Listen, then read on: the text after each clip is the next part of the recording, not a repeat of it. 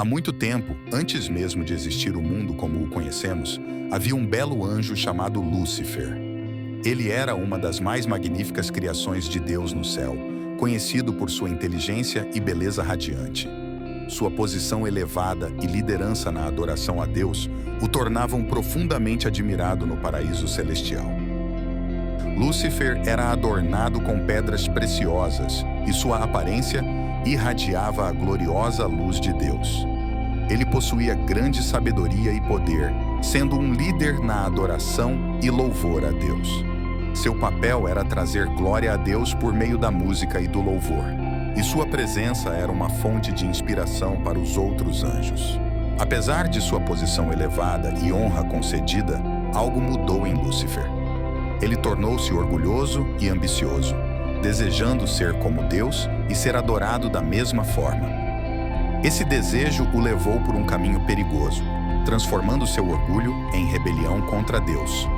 Lúcifer convenceu um terço dos anjos no céu a se juntarem a ele em sua rebelião contra Deus, acreditando que poderiam governar melhor do que ele. Houve uma grande batalha no céu, liderada pelo arcanjo Miguel e os anjos de Deus, contra Lúcifer e seus seguidores rebeldes. No final, Lúcifer e seus anjos foram derrotados. Como punição por sua rebelião, Lúcifer e seus seguidores foram lançados em um lugar de escuridão e separação de Deus, que se tornou conhecido como o Inferno. Lá, Lúcifer transformou-se em Satanás, o adversário de Deus, e ele e seus seguidores caídos se tornaram inimigos de tudo que é bom. A história de Lúcifer e sua queda é um conto poderoso e sombrio sobre os perigos do orgulho e as consequências da rebelião contra Deus. Ela nos lembra da importância da humildade e da fidelidade a Deus. No reino além das nuvens, viviam incontáveis anjos, cada um com suas funções e deveres sagrados, todos coexistindo em perfeita harmonia e paz. Entre esses seres celestiais estava Miguel, conhecido por sua grande força, mas também pela sabedoria e senso de justiça. A vida de Miguel no céu era repleta de alegria, propósito e a serena beleza do reino divino. O próprio céu era um lugar deslumbrante, com ruas de ouro que brilhavam sob a luz eterna, e rios tão claros quanto o cristal que fluíam por exuberantes jardins, flores que nunca murchavam e árvores cheias de frutos reluzindo como joias enfeitavam esse paraíso. Miguel passava seus dias protegendo os portões celestiais e garantindo a paz entre os habitantes do céu. Ele era um líder entre os arcanjos, respeitado e amado por sua lealdade à vontade de Deus e sua compaixão por todas as criaturas. No entanto, a paz não duraria para sempre. Entre os anjos havia um ser chamado Lúcifer, cuja beleza superava a de todos os outros. Ele brilhava como a estrela da manhã, mas o orgulho começou a encher seu coração. Lúcifer queria ser o mais importante de todos, acima até mesmo de Deus.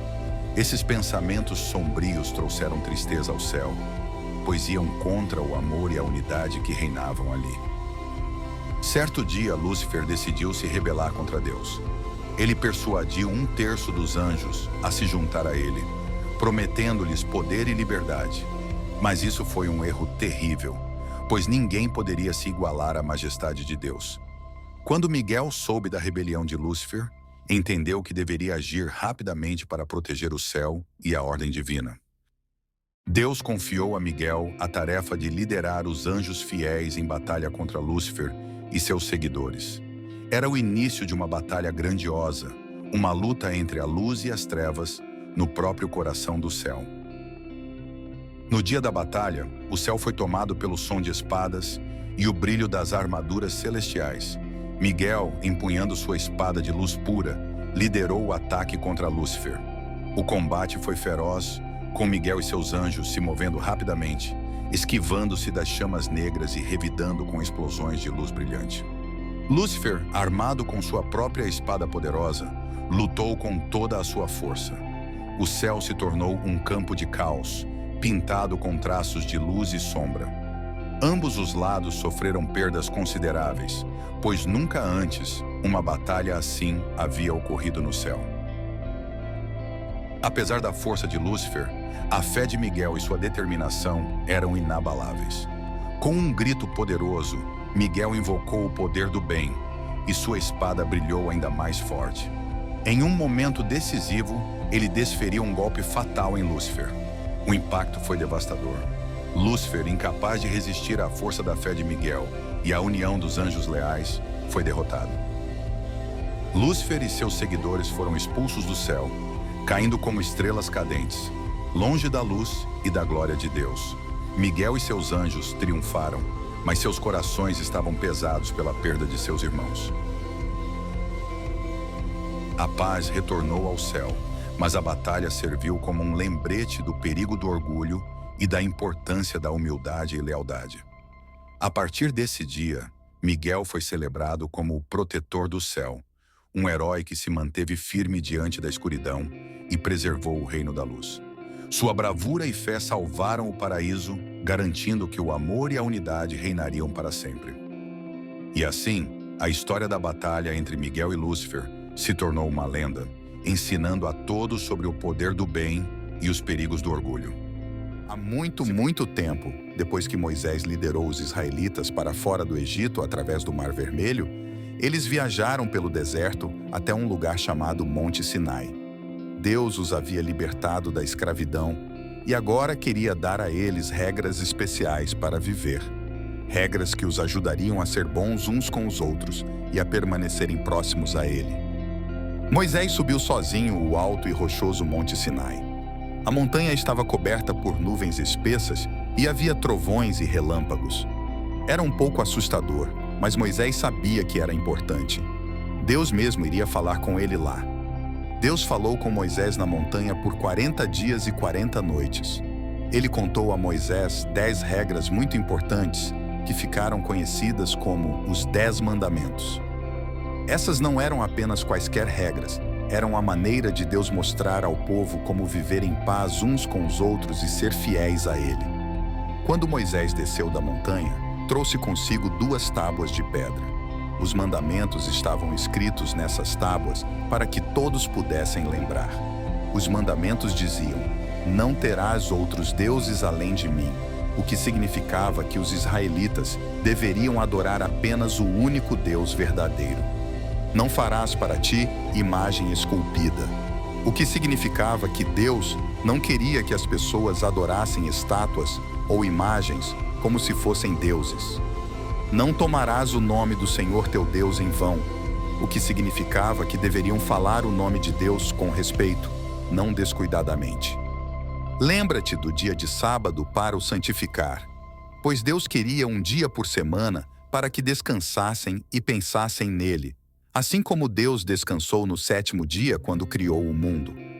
"Honra a teu pai e a tua mãe", o que significava que deveriam respeitar e cuidar de seus pais. "Não matarás", o que significava que a vida é preciosa e que deveriam proteger uns aos outros. "Não adulterarás", pois Deus queria que maridos e esposas fossem fiéis um ao outro. "Não furtarás", o que significava que tirar algo que não é seu é errado. "Não dirás falso testemunho contra o teu próximo", o que significava que mentir sobre os outros é prejudicial. "Não cobiçarás", o que significava não sentir inveja do que os outros têm. As pessoas prometeram seguir esses mandamentos, e Moisés as ajudou a entender o que cada um significava. Os 10 mandamentos eram um presente para ajudar os israelitas a entenderem o que é certo e errado. Eram regras para viver que os manteriam seguros e felizes. Há muito tempo, havia um homem chamado Jonas, conhecido por sua sabedoria, mas às vezes teimoso. Ele estava prestes a enfrentar um grande desafio. Jonas era muito bondoso, e as pessoas da cidade vinham a ele em busca de ajuda, pois ele era sábio e dava bons conselhos. Ele adorava falar com Deus e orava muito, mostrando que realmente se importava em ser bom e gentil. Em um dia ensolarado, Deus falou com Jonas: "Jonas, você deve ir a Nínive, uma cidade perdida na maldade. Eles não acreditam em mim e seus maus caminhos chegaram até mim. Em 40 dias, a destruirei, a menos que você os mude." Mas Jonas teve medo e não quis ir. Em vez de ir para Nínive, Jonas embarcou em um navio para Tarsis, esperando escapar de sua tarefa assustadora. No mar, uma tempestade feroz irrompeu. Os marinheiros, aterrorizados, se perguntavam quem havia trazido esse infortúnio. Enquanto isso, Jonas dormia no porão, alheio ao perigo. Os marinheiros lançaram sortes para encontrar a causa da tempestade, e a sorte caiu sobre Jonas. Ele confessou: "Estou fugindo da tarefa de Deus. Joguem-me ao mar e a tempestade cessará." Relutantemente, os marinheiros jogaram Jonas no mar revolto. Milagrosamente, a tempestade parou. Os marinheiros ficaram maravilhados e prometeram servir ao Deus de Jonas. Nas profundezas, Jonas foi engolido por uma baleia gigante. Dentro dela, era escuro e úmido, um ambiente estranho. Jonas orou fervorosamente, percebendo que não podia fugir de seu dever. Ele prometeu cumprir a ordem de Deus se fosse salvo. Após 3 dias, a baleia cuspiu Jonas perto de Nínive. Jonas estava agradecido e sabia que era hora de completar sua missão. Jonas caminhou por Nínive, uma cidade de pessoas que eram perversas e não acreditavam em Deus. Ele os advertiu: "Em 40 dias, Nínive será destruída, a menos que mudem seus caminhos." Ele contou a todos sobre a história do navio e da baleia. As pessoas ouviram Jonas e começaram a mudar, abandonando seus atos malignos. Quando os 40 dias passaram, Jonas acampou no deserto para ver o que aconteceria com a cidade. O povo de Nínive agora acreditava em Deus e se arrependeu. Deus viu a mudança de coração deles e não destruiu a cidade. Após a salvação de Nínive, Jonas se sentiu chateado. Ele não conseguia entender por que Deus poupou uma cidade que tinha sido tão má. Deus queria ensinar a Jonas sobre compaixão. Então, Deus fez uma planta especial crescer para dar sombra a Jonas do sol escaldante. Jonas gostou muito da planta, mas no dia seguinte, Deus deixou um verme comer a planta e Jonas ficou muito quente e infeliz.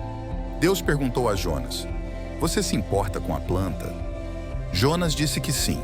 Deus então disse: "Você se importa com uma planta, mas eu me importo com todas as pessoas de Nínive, especialmente as crianças e os animais. Eles cometeram erros, mas merecem uma chance de serem melhores." A história de Jonas nos ensina sobre ser gentil e perdoar. Mesmo quando as pessoas fazem coisas ruins, elas podem mudar e ser boas novamente.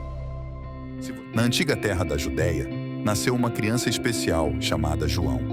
Seu nascimento foi um milagre, pois seus pais, Zacarias e Isabel, eram muito velhos e nunca haviam conseguido ter filhos antes. Antes de João nascer, um anjo apareceu a Zacarias e disse a ele que seu filho teria uma missão importante de preparar o caminho para o Senhor. Conforme João crescia, ele se tornava diferente dos outros. Ele vivia no deserto, longe das cidades e vilas. Suas roupas eram feitas de pelos de camelo, e ele usava um cinto de couro em volta da cintura. João começou a pregar para as pessoas no deserto. Ele tinha uma voz poderosa que ecoava pelo deserto, chamando as pessoas ao arrependimento, o que significa se afastar de fazer coisas erradas e voltar-se para Deus. Ele batizava as pessoas no Rio Jordão, como sinal de que estavam mudando seus corações e suas vidas. As pessoas começaram a falar sobre João. Nunca tinham visto alguém como ele antes. Alguns pensavam que ele poderia ser o Salvador especial, o Messias, que Deus havia prometido. Mas João sempre dizia: "Eu não sou o Cristo, estou apenas aqui para preparar o caminho para ele." Um dia, Jesus mesmo veio ao Rio Jordão, onde João estava batizando. Quando João viu Jesus, soube que ele era aquele de quem havia falado. Ele disse: "Eis o Cordeiro de Deus, que tira o pecado do mundo." Mesmo achando que não era digno de batizar Jesus, Jesus insistiu, e João o batizou. Quando Jesus saiu da água, algo miraculoso aconteceu. Os céus se abriram e o Espírito de Deus desceu como uma pomba e pousou sobre Jesus. Após batizar Jesus, João continuou pregando e falando às pessoas sobre a vinda do reino de Deus. Mas nem todos gostavam do que João dizia. Ele era honesto e confrontava as pessoas, inclusive o rei Herodes, quando estavam fazendo coisas erradas. Isso trouxe problemas para João e ele acabou sendo preso. A vida de João teve um final triste. A pedido da filha de Herodes, instigada por sua mãe, Herodias, que não gostava das suas críticas, João foi executado. O papel de João na Bíblia nos ensina sobre a importância de ser corajoso e falar a verdade, mesmo quando é difícil. Há muito tempo, numa região chamada Galileia, viveu um homem chamado Jesus. Ele era um professor que ensinava às pessoas sobre o amor de Deus e como viver de maneira que agradasse a Ele. Jesus ficou famoso por sua sabedoria e pelos milagres que realizava, atraindo pessoas de todas as partes para ouvi-lo falar. Certo dia, Jesus viu uma grande multidão reunida para ouvi-lo e decidiu subir ao topo de uma montanha para que todos pudessem vê-lo e ouvi-lo bem. Seus amigos mais próximos, chamados discípulos, o acompanharam. Foi nesse momento que Jesus proferiu um de seus ensinamentos mais marcantes, conhecido como o Sermão da Montanha. Jesus começou o seu sermão com as chamadas bem-aventuranças, que eram bênçãos dirigidas às pessoas que geralmente eram esquecidas ou passavam por momentos difíceis. Ele disse coisas como: bem-aventurados os pobres de espírito, porque deles é o reino dos céus, e bem-aventurados os mansos, porque eles herdarão a terra, mostrando que Deus se importa com todos, especialmente com aqueles que se sentem tristes, excluídos ou são tratados injustamente. Em seguida, Jesus falou sobre a importância de amar os outros, até mesmo os nossos inimigos. Ele ensinou que, em vez de nos vingarmos das pessoas que nos magoam, devemos ser bondosos e perdoá-las. Isso era uma ideia nova para muitas pessoas, pois estavam acostumadas a serem amáveis apenas com seus amigos. Jesus também ensinou sobre a importância da honestidade, de não se preocupar demais com as coisas materiais e de confiar que Deus nos provê o que precisamos. Ele falou sobre não julgar os outros e sobre tratar as pessoas da maneira como gostaríamos de ser tratados, o que é conhecido como a regra de ouro. Ele enfatizou que amar a Deus e amar as outras pessoas são os mandamentos mais importantes, mostrando que o amor é mais importante do que simplesmente seguir regras.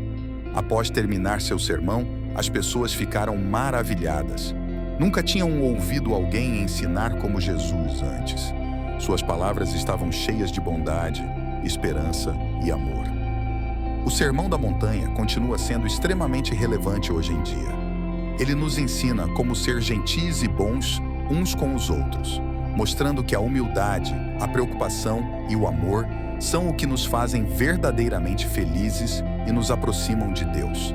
No livro da Bíblia, há uma história sobre quando Jesus encontra o diabo. Após ser batizado, ele foi para um grande deserto solitário para passar um tempo sozinho, queria orar e falar com Deus. Jesus ficou no deserto por 40 dias e noites sem comer nada, então estava muito faminto. Enquanto Jesus estava no deserto, algo complicado aconteceu.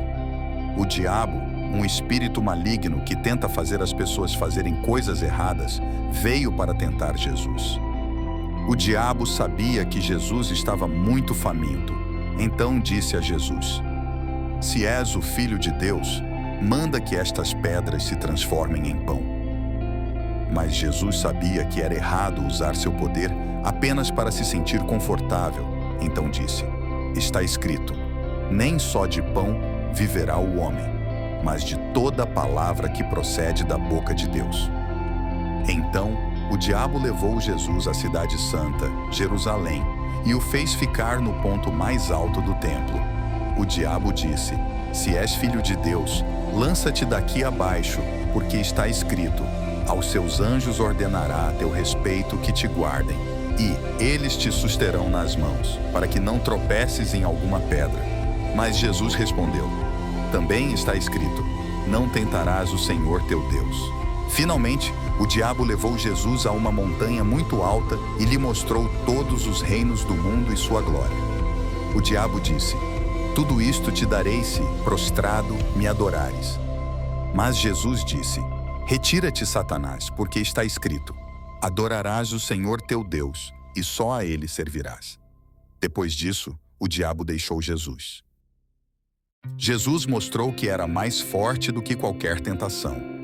Essa história de Jesus sendo tentado no deserto nos ensina que às vezes temos que enfrentar escolhas difíceis, mas podemos escolher fazer a coisa certa mesmo quando é difícil.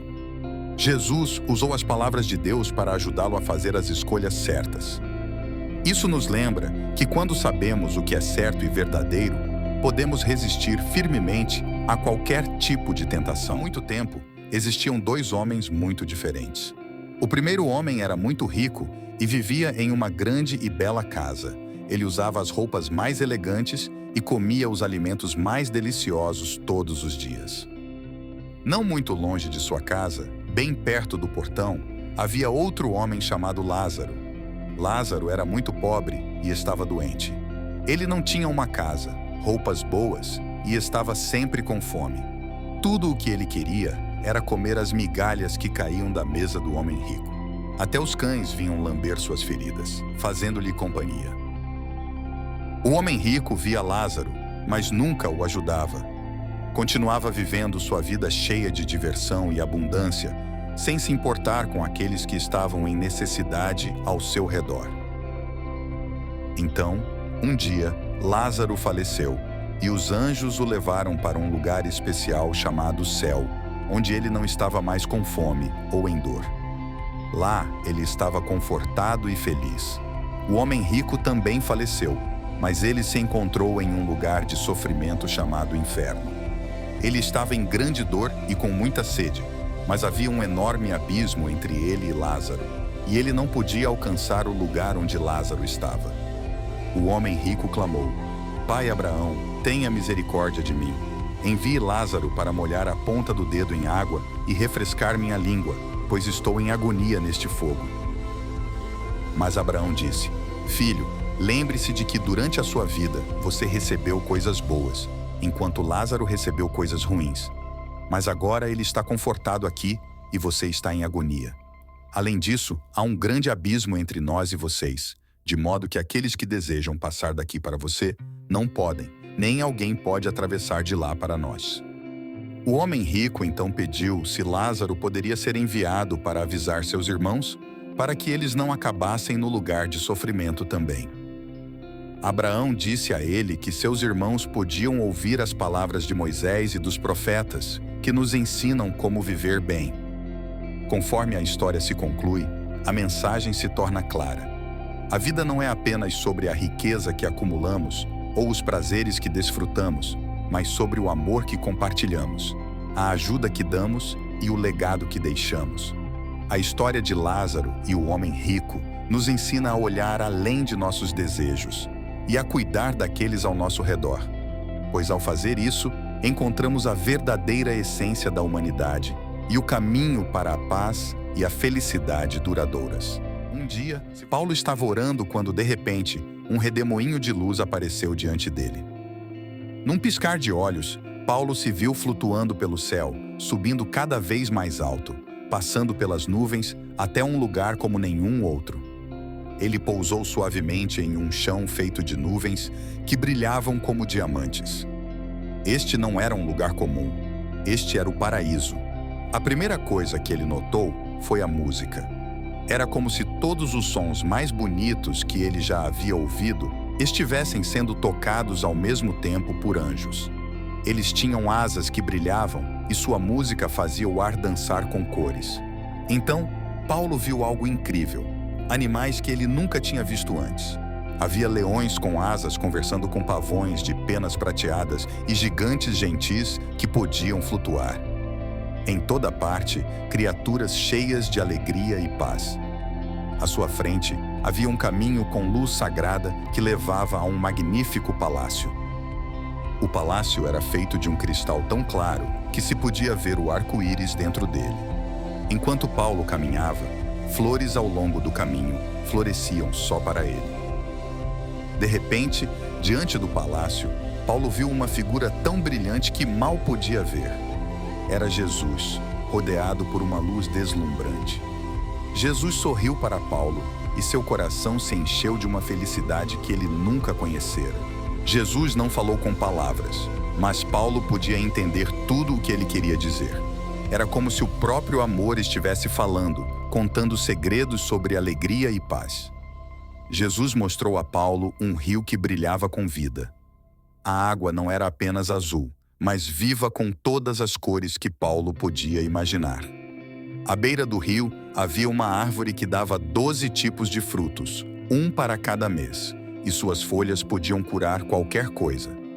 Paulo queria ficar para sempre, mas sua visita chegou ao fim. O redemoinho de luz o levou suavemente de volta à terra, e ele pousou exatamente onde havia começado, cheio de uma alegria e paz incríveis. Ele sabia que tinha recebido um vislumbre do paraíso para compartilhar esperança com todos. Paulo contou a todos sobre a música, os animais, o rio da vida e, mais importante, o amor eterno de Jesus Cristo. Mesmo que fosse difícil para as pessoas entenderem tudo, elas viam a verdade nos olhos de Paulo e o amor em seu coração. Sabiam que ele tinha visto algo extraordinário, um vislumbre do paraíso, e isso as encheu de esperança e alegria, sabendo que o paraíso é real. No futuro, chegará um dia em que Deus julgará todas as pessoas que já viveram. É chamado de Dia do Julgamento, e é quando Deus decide quem irá para o céu e quem será lançado ao inferno. No dia do julgamento, acredita-se que Jesus voltará à terra. Não será um retorno silencioso, será poderoso e glorioso. A Bíblia diz que haverá trombetas altas, e todo o mundo saberá que Jesus voltou. Jesus parecerá o grande Rei dos céus. O céu mudará e todos, não importa onde estejam, o verão. As pessoas que morreram serão trazidas de volta à vida. Junto com todos os que ainda estão vivos, se reunirão diante de Deus. É quando o julgamento começará. Jesus será como um rei sentado em um grande trono majestoso, e todos estarão diante dele. Neste dia, tudo o que já fizemos, falamos ou até mesmo pensamos será conhecido. Nada será oculto. A Bíblia diz que livros serão abertos, incluindo o livro da vida, que contém os nomes de todos que escolheram seguir Jesus e viver de uma maneira que agrada a Deus. As pessoas serão julgadas com base em suas ações e se escolheram aceitar o amor e o perdão de Deus. Aqueles que seguiram Jesus e pediram perdão pelos erros que cometeram serão convidados a viver com Deus para sempre em um novo mundo perfeito chamado céu. O céu é descrito como um lugar bonito, onde não há tristeza, dor ou sofrimento. Mas para aqueles que escolheram não seguir a Deus e se afastaram de seu amor, a Bíblia diz que serão separados de Deus e não poderão viver no céu. Esta parte do dia do julgamento é triste e serve como um lembrete de quão importante é pensar nas escolhas que fazemos. O dia do julgamento é sobre justiça e equidade. É um dia em que Deus fará tudo certo. Todas as coisas erradas no mundo, como mentir, machucar os outros ou ser egoísta, serão tratadas. Também é um dia de esperança para muitas pessoas, porque significa que a bondade e o amor de Deus finalmente tornarão tudo no mundo bom e correto. A história do dia do julgamento nos ensina que nossas ações e escolhas importam. É um lembrete para viver de maneira gentil e boa, pedir perdão quando erramos e nos importar com os outros. Também é uma história sobre a promessa de Deus de fazer um novo mundo onde tudo seja justo, pacífico e cheio de amor. Se você gostou desse vídeo, não deixe de curtir o vídeo e se inscrever no canal. Isso nos ajuda muito a continuar criando novos vídeos. Muito obrigado e até a próxima!